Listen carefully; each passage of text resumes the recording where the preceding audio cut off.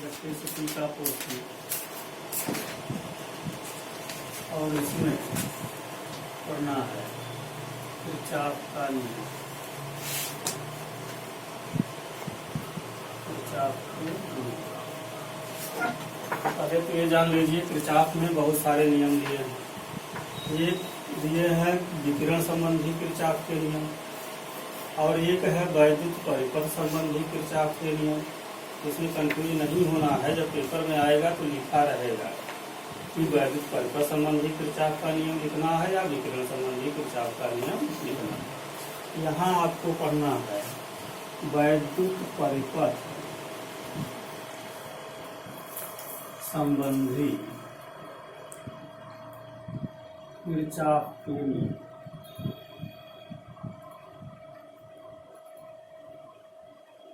तो वैद्युत परिपथ संबंधी किरचॉफ के दो नियम हैं। प्रथम नियम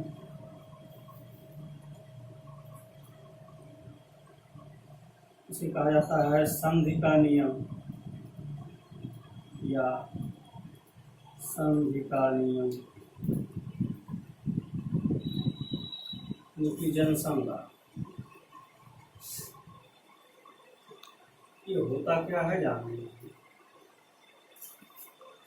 प्रथम नियम ये कहता है कि अगर कोई संधि है, संधि का मतलब हुआ जहाँ पर बहुत सारी धाराएं आ रही हैं, कुछ धाराएं जा रही हैं, तो ऐसे बिंदु को कहा जाता है संधि या जंक्शन। तो संधि का नियम यह है कि किसी भी संधि पर मिलने वाली धाराओं का बीजगणितीय योग शून्य होता है। किसी भी संधि पर मिलने वाली धाराओं का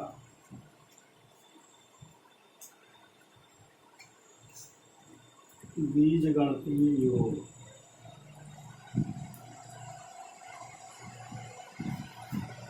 शून्य होता है।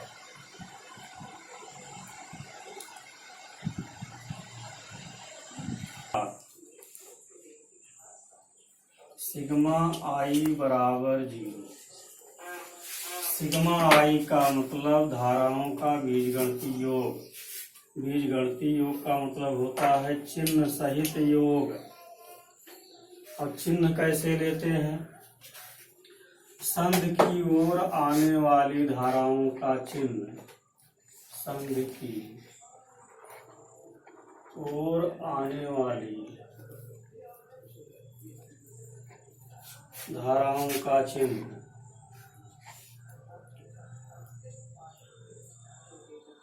धनात्मक तथा संधि से दूर जाने वाली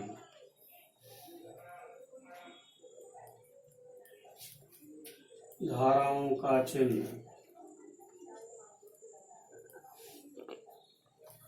ऋणात्मक लिया जाता है। ऋणात्मक लिया जाता है। जैसे अगर ये धारा I1 है, ये I2 है, ये I3 है, ये I4, ये I5, तो संधि की तरफ कौन कौन धाराएं आ रही हैं? I1, I2, I3, इसलिए इनका चिन्ह धनात्मक होगा। I1 plus I2 plus I3। संधि से दूर जाने वाली धाराएं हैं I4 और I5, तो माइनस I4 माइनस I5 बराबर क्या होना चाहिए? 0। सिग्मा आई बराबर 0 का मतलब हुआ संधि पर कोई धारा नहीं रुकेगी, जितनी धाराएं आएंगी उतने ही चली जाएंगी। I1 plus I2 plus I3, इसको उधर भेजिए तो I4 प्लस I5। ये संधि की ओर आने वाली धाराएं हैं और ये संधि से दूर जाने वाली धाराएं हैं। तो इससे क्या निष्कर्ष निकला? जितनी धारा आती है उतनी ही संधि से दूर जाती है। तो संध की ओर आने वाली धारा है ये, संध की ओर आने वाली धारा ये बराबर हो जाएगी संध से दूर जाने वाली धारा, जाने वाली धारा। ये है जंक्शन रूल। इस पर कभी कभी एक छोटा सा क्वेश्चन पूछा जाता है।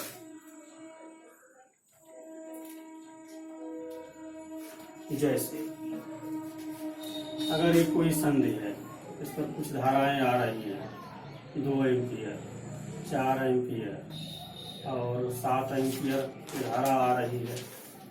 इधर धाराएं जा रही हैं, ये मान लीजिए आ गया 5 एम्पियर। अब इसको पूछा कितना होगा, तो बस यही नियम लगा देना है कि संध की ओर आने वाली धारा बराबर संध से दूर जाने वाली धारा। तो संध की ओर कितनी धारा आ रही है, यानी लिखेंगे अगर इसको कहा जाए I1, ये I2, ये I3, ये I4, तो इसका मतलब ये I5 निकालना है। तो I1 चिन्ह पॉजिटिव क्योंकि संध की ओर जा रही है, I2 पॉजिटिव, I3 पॉजिटिव, बराबर कर देंगे I4 प्लस I5। अब इनके मान रख दीजिए, 2 एम्पियर, 4 एम्पियर और 7 एम्पियर बराबर I4 कितना है 5 एम्पियर, I5 का मान निकालना है। तो कितना हो गया 4 2 6 और 7 कितना हो गया 13 बराबर 5 प्लस I5। तो I5 बराबर कितना हो गया 13 माइनस 5, कितना बचा I5 बराबर कितना बचा 8 एम्पियर। 8 एम्पियर।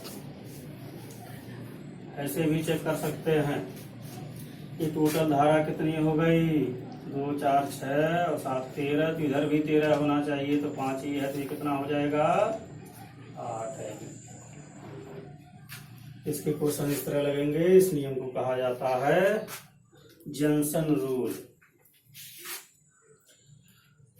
अब दूसरा नियम देखो,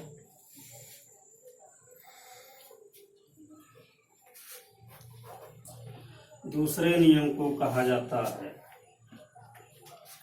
किरचॉफ का वोल्टेज नियम। वोल्टेज का नियम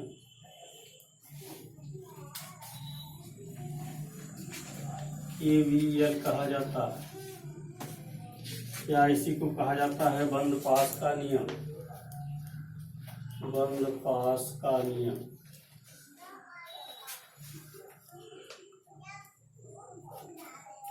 ये बंद पास क्या होता है, अब इसको समझना है। जैसे हम कोई परिपथ बना दिए, यहाँ पर कोई प्रतिरोध लगा दिए, यहाँ कोई सेल लगा दिया गया, और यहाँ पर फिर कोई प्रतिरोध लग गया, और फिर कोई सेल लग गया, यहाँ पर कोई प्रतिरोध है।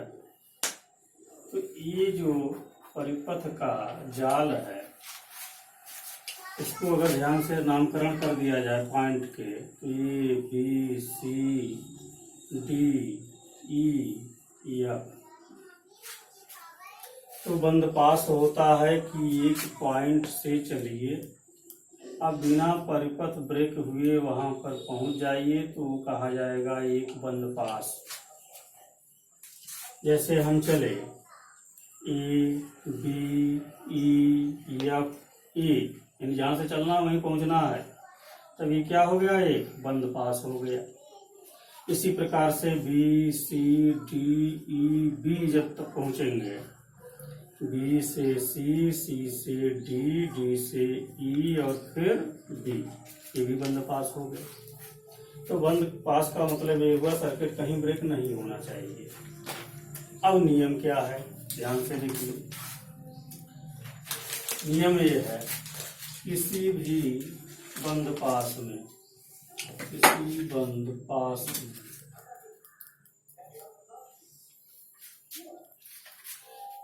वैद्युत धारा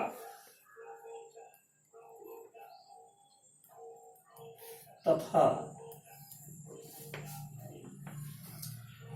संगत प्रतिरोध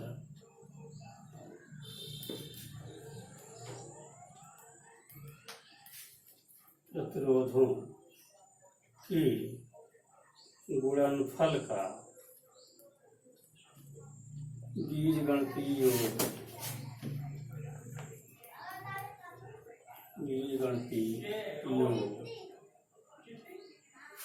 किसका योग है? धारा और उसके संगत प्रतिरोध का। इसका बीजगणितीय योग किसके बराबर होगा? उस बंद पास में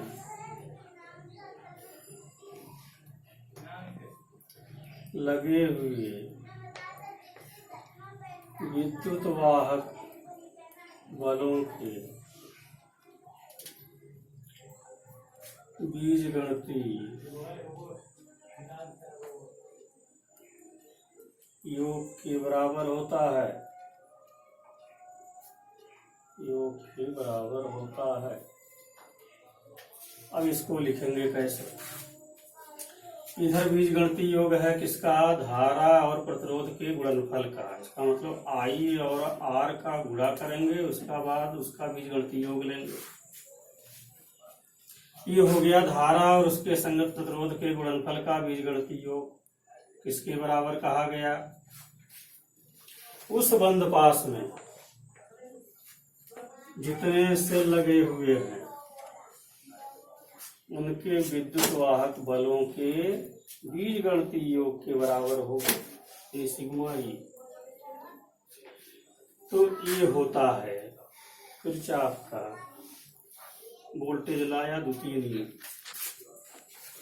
तो फिर से एक बार रिवाइज करा दें। किसी भी बंद पास में धारा, जो भी धारा प्रवाहित होगी और जो भी प्रतिरोध होगा, इनके गुणनफल का बीजगणितीय योग ये किसके बराबर होगा? इस बंद पास में जितने विद्युत वाहक बल लगे हैं उनके भी बीजगणितीय योग के बराबर होगा। अब यहाँ पर एक चीज ये आती है, बीजगणितीय योग है, इसका मतलब चिन्ह सहित योग लिखना है। अब चिन्ह कैसे यहाँ देखेंगे? तो चिन्ह लेने का तरीका ये है, पहले आप जिस बंद पास को कंसीडर करेंगे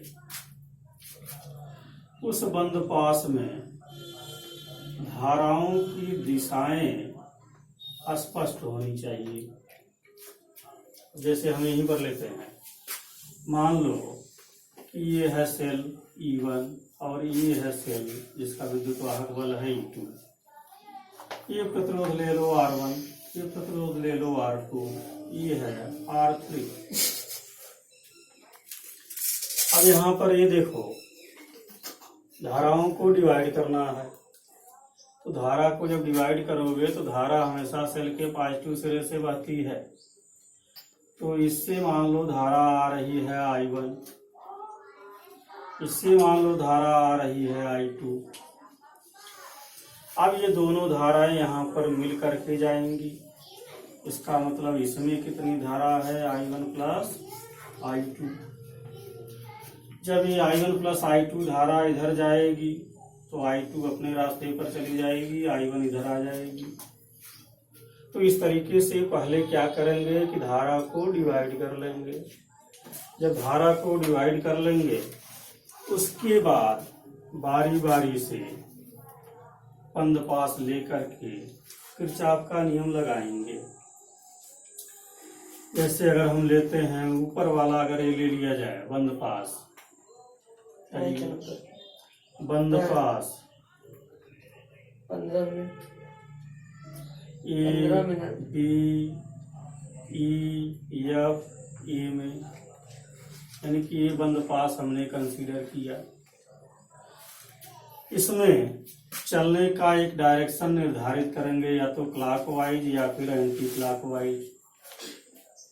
ये आपकी इच्छा के ऊपर निर्भर है कि क्लॉकवाइज चलना चाहते हैं या एंटी क्लॉकवाइज। यहाँ पर हम एंटी क्लॉकवाइज चल रहे हैं।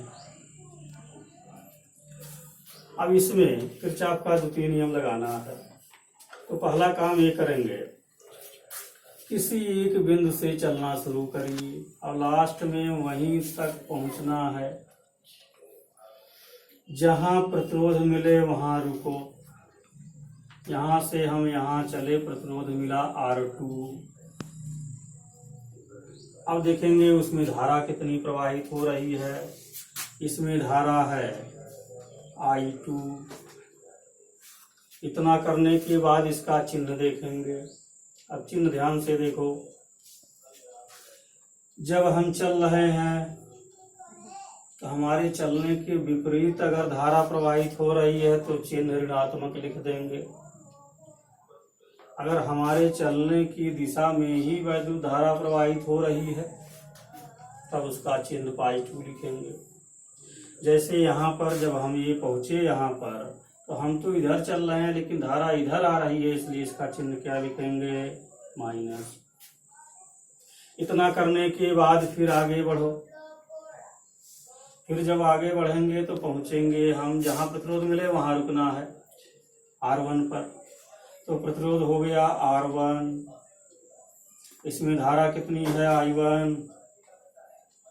अब यहाँ पर जिस दिशा में हम चल रहे हैं उसी दिशा में धारा है, इसलिए इसका चिन्ह हो गया धनात्मक। तो ये वाला पोर्शन कंप्लीट हो गया इधर का। अब बराबर आएंगे कि इस बंद पास में कितने सेल लगे हुए हैं, उनके विद्युत वाहक बलों का बीजगणितीय योग लेना है। यहाँ पर तो दो प्रकार के दो विद्युत वाहक बल लगे हैं, एक E1 लगा है और एक E2 लगा है। चिन्ह अभी बताते हैं इसका कैसे लेंगे। चलते समय अगर सेल का निगेटिव पहले मिलता है, निगेटिव सिरा यानी छोटा वाला, तब तो Å2 लिखेंगे।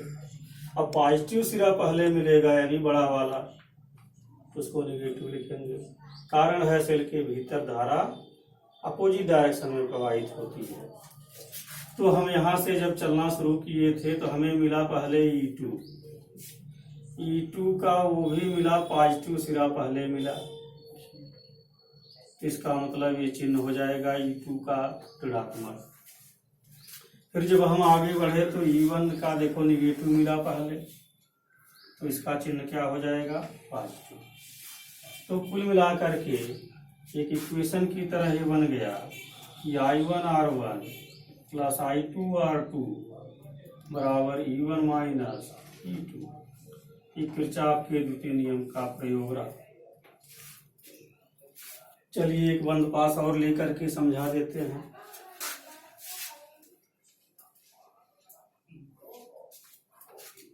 एक बंद पास हम इधर से लेते हैं, ये बड़ा सा। चलने का डायरेक्शन हम बदल देते हैं। चलो हम अब की बार ऐसे चलेंगे। पहले लिख लो बंद पास ABCDEF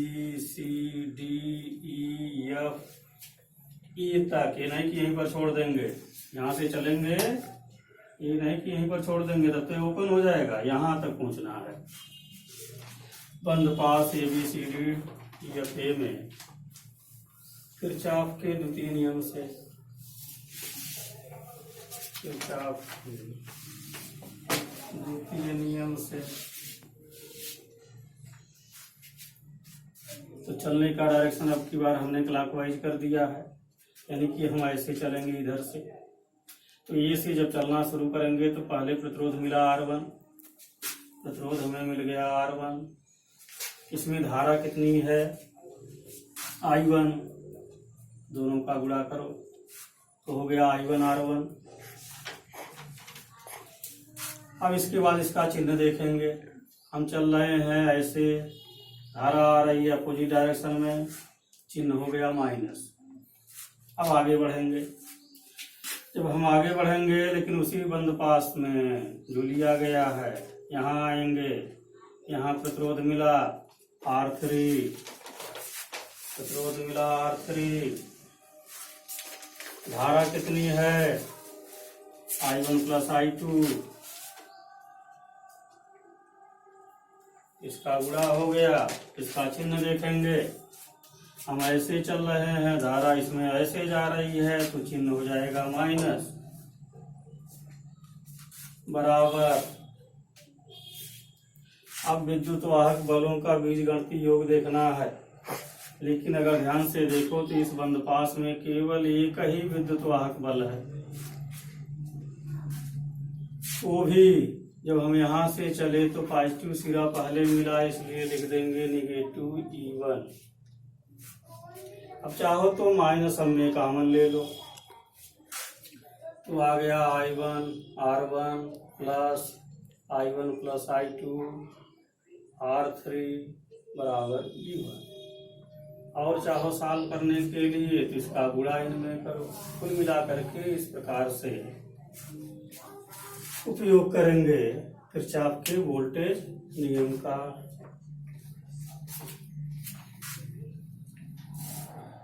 अब इसी में अगर क्वेश्चन दे दिया जाए,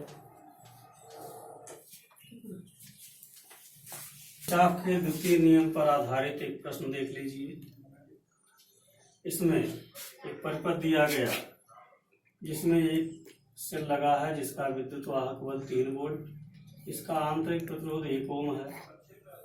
एक दूसरा विद्युत वाहक बल यानी सेल लगा है जिसका विद्युत वाहक बल 2 वोल्ट है, इसका आंतरिक प्रतिरोध 1 ओम है। इसके बाद वाय प्रतिरोध एक लगा है 3 ओम का, इधर 2 ओम का, इधर 1 ओम का। इसको सॉल्व करने के लिए पहले भी हम बताए हैं कि पहले इससे धारा को प्रवाहित किया जाए, तो पहले सेल से धारा को देखेंगे तो सेल हमेशा सेल के पॉजिटिव सिरे से प्रवाहित होती है। तो मान लेते हैं कि यहाँ से धारा आ रही है I1। अब ये I1 धारा ऐसे आएगी यहाँ तक, इसमें भी धारा आएगी I1। इस सेल से धारा आएगी I2, यहाँ तक पहुँचेगी धारा I2। अब ये दोनों धाराएं यहाँ पर मिल करके जाएंगी I1 प्लस I2। जब ये धाराएं यहाँ पहुँचेंगी तो I1 इधर चली जाएगी अपने रास्ते पर, I2 इधर आ जाएगी। इधर धारा है I1 और इधर धारा है I2। अब बारी बारी से अलग अलग बंद पास लेकर के इसको सॉल्व करना है। तो पहले हम बंद पास लेते हैं, बंद पास A B E F A में किरचॉफ के द्वितीय नियम से, किरचॉफ के द्वितीय नियम से। लेकिन बताए थे पहले चलने का डायरेक्शन क्लियर कर लेते हैं। चलिए हम यहाँ पर चलते हैं एंटी क्लॉकवाइज। तो चलते समय जहाँ प्रतिरोध मिलेगा वहीं रुकना है। तो जब इधर से हम चले तो पहले प्रतिरोध मिला, धारा है I1 लेकिन प्रतिरोध कितना है 1, पूरा कर देना है। चिन्ह देखेंगे इसका, ये ऐसे चल रही है धारा, हम भी इसी डायरेक्शन में चल रहे हैं इसलिए चिन्ह क्या हो जाएगा पॉजिटिव। फिर आगे बढ़ना है। अब ये इसमें धारा है I1 प्लस I2, ये प्रतिरोध है 3 ओम का, गुणा कर लिया गया। इसका चिन्ह देखना है कि जब हम इस डायरेक्शन में चल रहे हैं, इसी डायरेक्शन में करंट भी चल रही है, तो चिन्ह हो गया धनात्मक। फिर आगे बढ़ेंगे, यहाँ जाकर के प्रतिरोध मिलेगा ये R1, इसका मान है 1 ओम, धारा कितनी है I1, चिन्ह पॉजिटिव बराबर।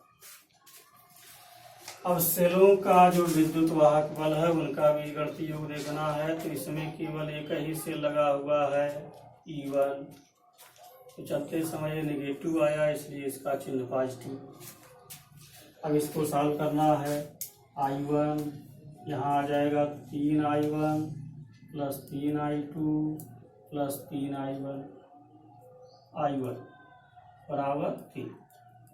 तो I1 3I1 फिर I1 तो कितना हो गया 1 3 4 1 5I1 प्लस 3I2 बराबर 3। ये मिल गया एक समीकरण। इसी प्रकार दूसरा बंद पास लेंगे। बंद पास CBETC यानी कि ये यहाँ से चलने का डायरेक्शन ये हम ले लेते हैं किरचॉफ के द्वितीय नियम से। किरचॉफ के द्वितीय नियम से ये आ जाएगा। जब हम C से चलेंगे तो पहले प्रतिरोध मिला 3 ओम का, धारा इसमें है I1 + I2। फिर जब आगे बढ़ेंगे चिन्ह हो जाएगा पॉजिटिव क्योंकि वही डायरेक्शन है। जब आगे बढ़ेंगे तो प्रतिरोध मिलेगा 2 ओम का, इसमें धारा कितनी है I2, चिन्ह क्या होगा I2। फिर जब आगे बढ़ेंगे प्रतिरोध है R2 यानी 1 ओम का, धारा कितनी है I2, चिन्ह इसका भी हो गया धनात्मक, इसके बराबर होगा। यहाँ पर विद्युत वाहक बल है E2 2 वोल्ट का, वो भी निगेटिव सिरा पहले आया तो इसको लिख दीजिए पॉजिटिव। अब इसको भी हल करना है। 3I1 + 3I2 + 2I2 + I2 बराबर 2। तो 3I1 3I2 2 5I2 और 1 6I2 बराबर 2। अब यहाँ पर कॉमन ले लो 2, नहीं कॉमन नहीं होगा, ये समीकरण नंबर हो गया 2। अब समीकरण 1 और 2 को हल करना है। तो समीकरण 1, अब देखो हल करने का पहले एक संख्या को बराबर करनी है।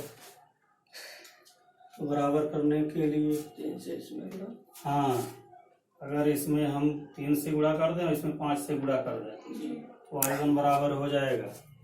तो समीकरण 1 में गुणा करते हैं किससे 3 से, तो क्या मिलेगा 15I1 + 9I2 बराबर 9। समीकरण मान लो 3 बन गया। और इसमें गुणा करेंगे 5 से, तो 15I1 + 30I2 10, समीकरण 4 बन गया। अब घटा दिया जाए, घटाने पर घटेगा तो ये चिन्ह बदल जाएगा, ये कट जाएगा। 9 में से 30 घटाओ, घटा दो इधर से, 30 में से 9 गया, कितना बचा 21। और इधर क्या बचा 21I2 बराबर -1, माइनस इधर भी है माइनस इधर भी है, इसलिए हमने क्या कर दिया दोनों तरफ पॉजिटिव कर दिया। तो कुल मिलाकर के एक मान तो मिल गया, कौन सा I2 बराबर 1/21। अब I2 का मान किसी एक समीकरण में रख देना है। I2 का मान समीकरण 1 में रखने पर देखा जाए, समीकरण 1 है 5I1 + 3, अब I2 का मान रख दे रहे हैं 1/21 बराबर है 3, तो 5I2 बराबर 3। चलो चालू करो। ये I1 है, I1 बराबर, अब इसको घटाना है तो क्या मिलेगा 21 में 3 से गुणा करो, कितना आया 63 -3/21, ये आ गया कितना 60/21। तो 5I1 बराबर आया 60/21, तो I1 बराबर 60/21/5। अब 5 से काटेंगे तो 12 × 5 = 60, 12 आ गया, इधर 21 आ गया। 3 से अभी ये और कटेगा 3 से, ये आ गया 4 और ये आ गया 7। तो कुल मिलाकर के आपका जो उत्तर मिला फाइनल आंसर कि I1 बराबर 4/7 एम्पियर और I2 बराबर 1/21 एम्पियर। ये उत्तर I1 I2 के मान आ गए।